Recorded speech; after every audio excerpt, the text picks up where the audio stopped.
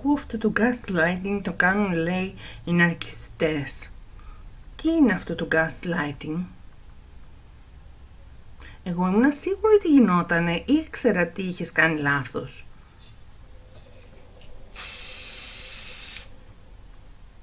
Τώρα όμως, εγώ δεύτερη σκέψη. Μήπως έφταιγα εγώ, μήπως κάτι δεν έκανα σωστά. Gaslighting.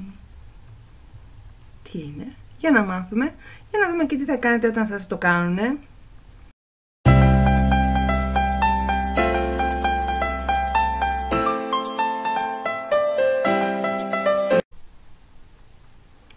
Τι είναι το gaslighting, λοιπόν, θα δούμε σήμερα μαζί, φίλοι μου. Ας ξεκινήσουμε από τον ορισμό του. Με το διεθνή αγγλικό όρο gaslighting εννοείται μία μέθοδος ψυχολογικής χειραγώγησης, της οποίας στόχος είναι η σπορά αμφιβολιών εντός ατόμων ή και ομάδων, έτσι ώστε να μην είναι βέβαια πλέον αυτά για την ίδια τους την αντίληψη, τη μνήμη ή και για την λογική. Χρησιμοποιώντας συνεχή άρνηση, παραπλάνηση και αντιφάσεις και επίσης και ψέματα, προσπαθεί κανείς να αποσταθεροποιήσει τα θύματά του ή το θύμα του και να απαξιώσει τις πεποιθήσεις του. Όπως καταλαβαίνετε, αυτό γίνεται και σε άτομα και σε σχέσεις, αλλά και στο πολιτικό επίπεδο. Σύμφωνα με την Wikipedia, τα περιστατικά ποικίλουν και ξεκινάνε από την άρνηση του θήτη πως συνέβησαν ποτέ κάποια γεγονότα παρενόχλησης ή κατάχρησης και μπορούν να φτάσουν ως και τη σκηνοθεσία αλλοπρόσαλλων γεγονότων από τον θήτη, έτσι ώστε να αποσταθεροποιήσει το θύμα και την προσοχή του ή τα θύματα και την προσοχή τους. Ο όρος οφείλει την ονομασία του στο θεατρικό έργο του 1938 με τίτλο Gaslight του Patrick Hamilton και στις αντίστοιχες κινηματογραφικές μεταφορές του. Πλέον χρησιμοποιείται κυρίως στις ψυχιατρικές κλινικές και στις ερευνητικές μελέτες. Θα το δούμε συχνά σε τέτοιες μελέτες που αναφέρονται στον ναρκισσισμό, στην ψυχοπάθεια και στις αντικοινωνικές προσωπικότητες. Γενικά σε όλο το Cluster B φάσμα των θεμάτων της προσωπικότητας και των διαταραχών της.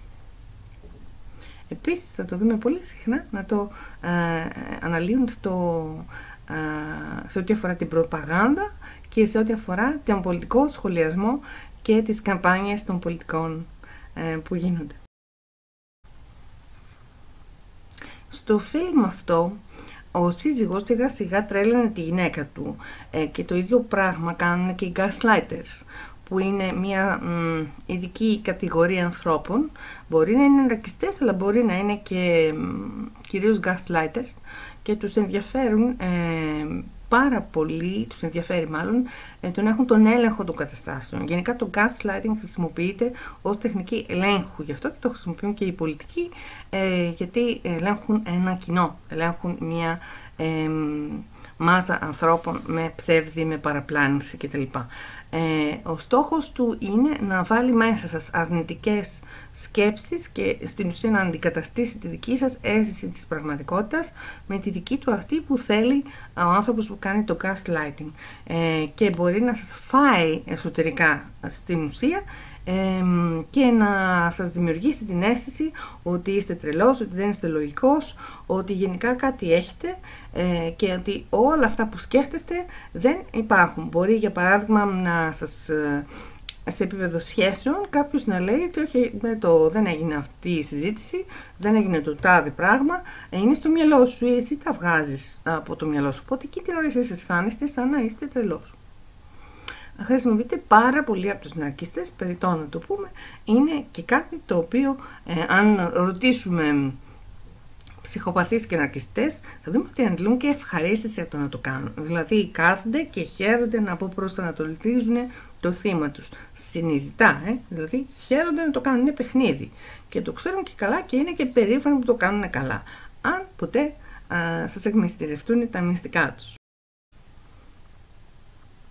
Αν λοιπόν πιάσετε τον εαυτό σας να αισθάνετε ξαφνικά χαζός, τρελός, ηλίθιος, ότι κάτι δεν πάει καλά με εσάς, ότι είστε πνευματικά ασταθείς, τότε σκεφτείτε και το ενδεχόμενο ότι μπορεί να είστε θύμα του gaslighting, που είναι ένας τρόπος συναισθηματικής κακοποίησης στην ουσία. Και όταν γίνεται είναι πολύ ισχυρός, ειδικά όταν το άτομο αυτό έχει κάποια δύναμη πάνω σας.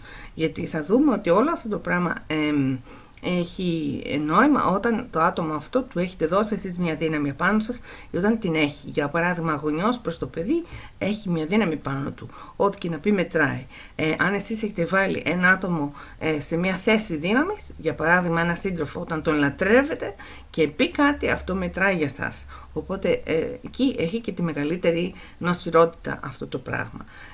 Όταν γίνεται, έχετε μεγαλύτερο αποτέλεσμα κακό πάνω σε εσάς. Εξαρτάται λοιπόν τι δύναμη τους δίνετε εσείς. Αυτό είναι ένα πολύ βασικό πράγμα. Το gaslighting είναι τόσο πολύ κακό και νοσηρό, γιατί μπορεί να προκαλέσει άγχος, κατάθλιψη, ακόμα και νευρικό κλονισμό πολύ ισχυρό. Αφήνει κάποιον τόσο άδειο, γιατί σιγά σιγά του απορροφά τις δικές του σκέψεις και του βάζει μέσα αρνητικές σκέψεις που δεν είχε, σαν ένα άδειο κοχύλι. Κάπως έτσι το παρομοιάζουν συνήθως, και του βάζει σκέψεις που δεν είχε.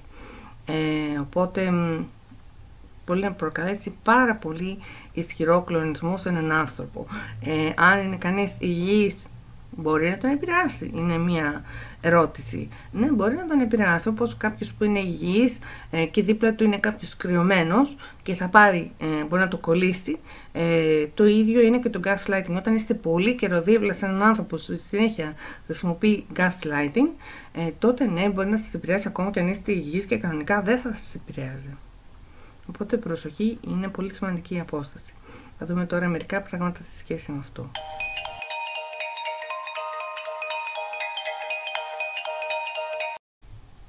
Πώς καταλαβαίνουμε αν είμαστε θύμα gaslighting? Πρώτο κομμάτι. Κάτι δεν πάει καλά με το άτομο που μας το κάνει. Είτε είναι άτομο της οικογένειας, είτε είναι σύντροφος, αισθανόμαστε ότι κάτι δεν πάει καλά μαζί του.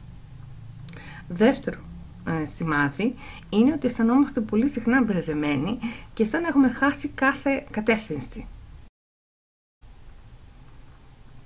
Τρίτο σημάδι είναι ότι πολύ συχνά αρχίζουμε και να ρωτιόμαστε για βασικά πράγματα, λεπτομέρειες, αν ήταν έτσι ή αν δεν ήταν. Όταν έχουμε αυτό που λέμε second guess, δηλαδή αναρωτιόμαστε συχνά για το ίδιο πράγμα, αν έγινε, αν δεν έγινε, και για τις λεπτομέρειες ασχολούμαστε αν πράγματι ήταν έτσι, δεν ήταν έτσι, τι ωραία ήταν, δεν ήταν, μπορεί να σημαίνει ότι έχει διαταραχθεί η φυσιολογική πορεία του πώς αντιλαμβανόμαστε την πραγματικότητα. Οπότε έχουμε αυτό. Και το τέταρτο κομμάτι είναι ότι αισθανόμαστε πάρα πολύ μπερδεμένοι. Το μπέρδεμα όμως αυτό δεν έχει σχέση με την απλή αίσθηση του μπερδέματος και της έλλειψης κατεύθυνσης που είπαμε πριν. Έχει σχέση με μια αίσθηση επικινδυνότητας. Αισθανόμαστε ότι πατάμε λίγο κάπως σε σπασμένα αυγά, που το λένε αυτό. Δηλαδή αισθανόμαστε ότι κάτι δεν πάει καλά και κάπως πρέπει να προσέχουμε και κάτι, ό,τι και να πούμε, κάπως δεν θα πάει καλά. Είναι συναισθήματα που μπορεί να μας βγάζει αυτό το άτομο που μας κάνει gaslighting. Άλλο σημάδι είναι ότι αισθανόμαστε συνέχεια την ανάγκη να απολογούμαστε για τα πάντα, λες και φταίμε για όλα εμείς. Όταν το αντιλαμβάνεστε αυτό, το κάνετε να προσέχετε. Μπορεί να φταίτε εσείς, μπορεί και να μην φταίτε όμως και να είναι gaslighting. Ένα άλλο κομμάτι είναι ότι αυτό το άτομο, ακόμα και αν μας φέρεται άσχημα, εμείς πάντα αισθανόμαστε ότι δεν είμαστε αρκετά καλοί γι' αυτό. Πάντα κάτι κάναμε λάθος. Όταν κάποιος μας το δημιουργεί αυτό το συναίσθημα, μπορεί να είναι gaslighting και να μην έχει σχέση με κάτι που πράγματι δεν κάναμε καλά. Γι' αυτό και έχει σχέση να ξέρουμε πολύ καλά τον εαυτό μας. Δυστυχώς όμως όλες αυτές οι τεχνικές είναι φτιαγμένες γιατί έτσι ώστε ακόμα και όταν το ξέρουμε να μας αποστείλει. Ένα άλλο κομμάτι που ένα άλλο συναίσθημα που συχνά αισθάνονται τα άτομα που δέχονται gaslighting είναι ότι αισθάνονται ότι κάτι πολύ βαθιά μέσα τους δεν πάει καλά. Κάτι συμβαίνει με τους ίδιους. Κάτι δεν είναι καλό μέσα τους. Κάτι δεν πάει καλά. Δεν είναι στα καλά τους γενικά. Το αισθάνονται. Είναι ότι έχει αρχίσει και δουλεύει το gaslighting και έχουμε αρχίσει και τα παίζουμε. Άλλο συναίσθημα είναι ότι συνέχεια αισθάνεστε ότι αντιδράτε πάρα πολύ, είστε πολύ έτοιμος να αντιδράσετε και είστε πάρα πολύ ευαίσθητος. Δηλαδή εκεί είναι που τα νεύρα σας έχουν ξεκινήσει σιγά σιγά από το πολύ gaslighting και είστε έτοιμος να αντιδράσετε σε οτιδήποτε, ενώ στην αρχή σας είχαν κατηγορήσει ότι είστε έτσι, δεν ήσασταν στην αρχή. Αυτό που μπορεί να αισθάνεστε επίσης είναι ότι αισθάνεστε μόνος σας, εγκατειλημμένος μόνος και απομονωμένος και ότι κανείς δεν σας καταλαβαίνει και αισθάνεστε κατάθλιψη. Γιατί πράγματι κανείς δεν σας καταλαβαίνει και γιατί μπορεί το άτομο αυτό να σας έχει και απομονώσει από όλα τα άτομα που θα μπορούσαν να σας έχουν καταλάβει. Το τελικό αποτέλεσμα αυτού του πράγματος σαν συναίσθημα είναι ότι τελικά εσείς χάνετε την εμπιστοσύνη στην προσωπική σας κρίση και αρχίζετε και εμπιστεύεστε το τι σας λέει ο άλλος. Δηλαδή, ό,τι και να σας πει, θεωρείτε ότι αυτός είναι σε θέση ενωτερότητας και μπορείτε να τον εμπιστευτείτε ό,τι και να λέει. Δεν μπορείτε όμως να εμπιστευτείτε τον εαυτό σας πια. Και τα έχει καταφέρει. Άλλο συναίσθημα που αισθάνεστε είναι ότι είναι πάρα πολύ δύσκολο για εσάς να πάρετε μια απόφαση, γιατί δεν ξέρετε πού να πάτε, γιατί έχετε χάσει κάθε πια αίσθηση του τι είστε, τι δεν είστε και πώς θα παίρνετε την απόφαση αυτή.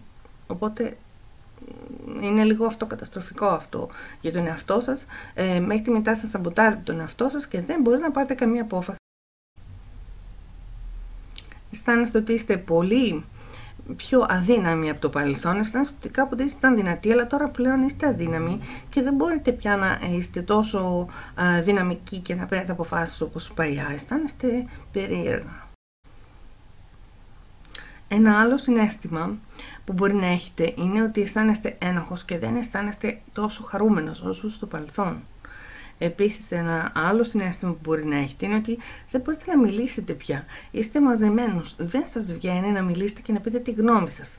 Προσοχή αυτό, γιατί τα παιδιά που στο σχολείο δεν μιλάνε μπορεί να είναι το ίδιο, έτσι. Μπορεί να έχουν και αυτά πέσει θύματα gaslighting. Επίσης, βασικό συναίσθημα που μπορεί να αισθάνεστε είναι ο φόβος. Μπορεί να αισθάνεστε γενικά ένα φόβο που δεν ξέρετε τι ακριβώς είναι που φοβάστε, αλλά γενικά φοβάστε ότι κάτι συμβαίνει, κάτι δεν πάει καλά, κάτι υπάρχει γενικώς, αλλά δεν μπορείτε να το τοποθετήσετε. Φυσικά με τέτοια ομίχλη που να μπορείτε.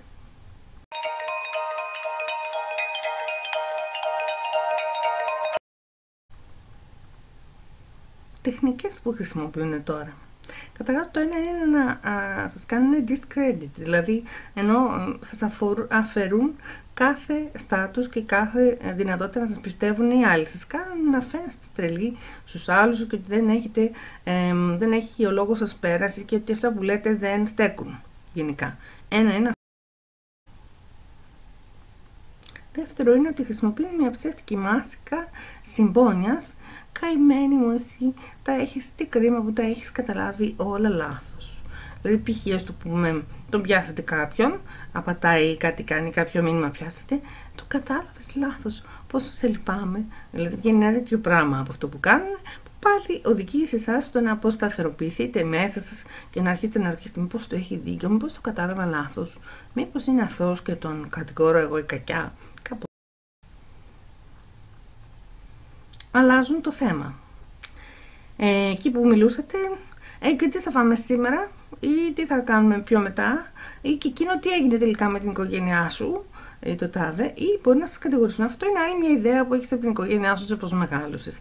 Ή πάλι τα φαντάζεσαι, χρυσή μου, ή πάλι κάτι. Γενικώς θα πούν κάτι που θα είναι καθρέφτης και ότι εσείς το κάνετε. Η υποτίμηση είναι το άλλο που κάνουν. Μα πώς είναι δυνατόν να αντιδράς έτσι για κάτι τόσο πολύ μικρό?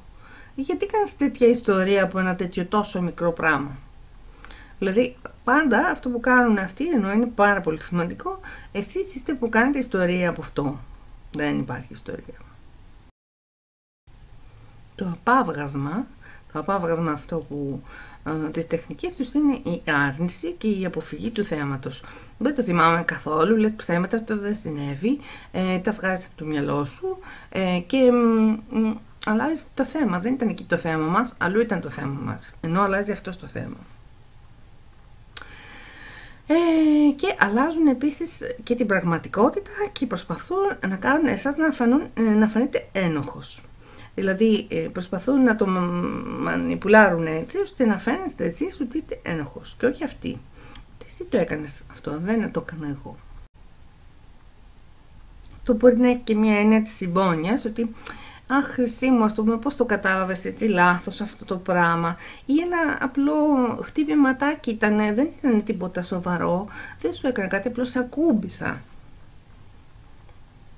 Αλλάζουν την πραγματικότητα και το κάνουν να φταίτε εσείς. Μα πώς είσαι τόσο ευαίσθητη, ούτε λίγο έτσι δεν μπορούμε να σε κάνουμε. Γενικότερα βέβαια το gaslighting χρησιμοποιείται σε πολλές καταστάσεις και μπορούμε να το δούμε στο σχολείο, στη δουλειά ή οπουδήποτε. Το θέμα είναι να μην χρησιμοποιείται συνέχεια. Δηλαδή ο καθένας μας έχει πέσει θύμα κάποτε, πιθανόν και να το έχει κάνει χωρίς να το καταλαβαίνει ή και συνειδητά για να γυρίσει υπέρ του κάποια κατάσταση. Το θέμα είναι να μην είμαστε κοντά σε ένα άτομο που είναι η μόνιμη του κατάσταση αυτό το πράγμα, γιατί είναι πάρα πολύ ψυχοθόρο, μπορεί να σας καταστρέψει ουσιαστικά και να σας κάνει να είστε τόσο μπερδεμένος, ειδικά τα παιδιά των αναρκιστών, τη μισή θεραπεία την περνάμε μέχρι να ξεμπερδευτούν, δηλαδή είναι τόσο πολύ μπερδεμένα που δεν ξέρουν πού τους πάνε τα τέσσερα κυριολεκτικά, δεν ξέρουν ποιο είναι το καλό, ποιο είναι το κακό, ποια είναι τα όρια τους, πού είναι φυσιολογικό να τους φέρεται κάποιος, πού δεν είναι, πού ξεπερνάει τα όρια τους, δηλαδή δρούν με έναν τρόπο που φαίνεται ότι είναι πάρα πολύ disorientated, αυτό που λέμε, δηλαδή έχουν χάσει την κατεύθυνσή τους, έχουν χάσει τα όρια του σώματος, δεν ξέρουν ποιο είναι η παραβίαση και πού είναι το καλό μέσα από αυτό το πράγμα.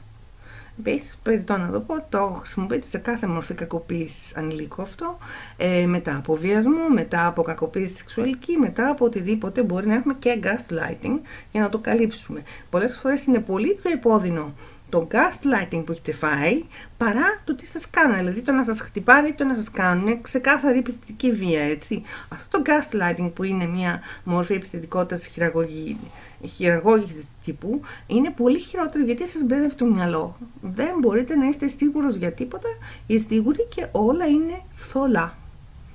Γι' αυτό στην αρχή έβαλα το ψέκασμα. Τι πραγματικά είναι σαν να σας ψεκάζουμε. Ένα πολύ βασικό πράγμα που έχει μπερδευτεί μέσα από το gaslighting είναι αυτό που λέμε το ένστικτό σας ή η διαίσθησή σας. Ο καθένας μας μέσα μας ξέρουμε πότε μας φέρονται καλά και πότε όχι, και όταν το ακούμε αυτό το πράγμα μπορεί να μας κατευθύνει πάρα πολύ σωστά. Ξέρουμε το σωστό και το καλό και το μη καλό με βάση αυτό. Δυστυχώς αυτό το πράγμα μας ταρκουνάει και μας μπερδεύει πάρα πολύ το ένστικτό μας και τη φυσική μας αντίληψη των πραγμάτων.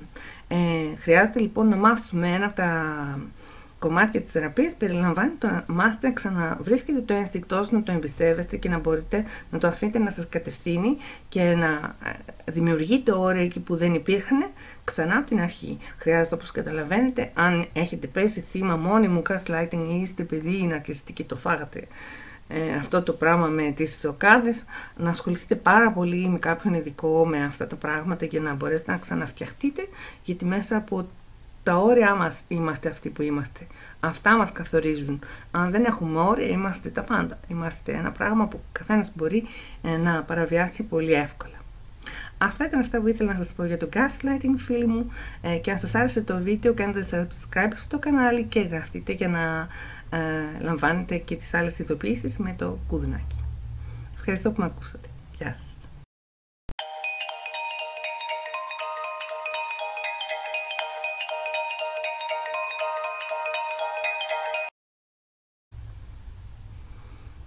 Και το extra tip, πώς θα το αντιμετωπίσετε, είναι πολύ απλό. Θα ξυπνήσετε. Θα σταματήσετε να βλέπετε τον άλλον όπως τον βλέπετε. Μυθοποιημένο. Θα τον απομυθοποιήσετε.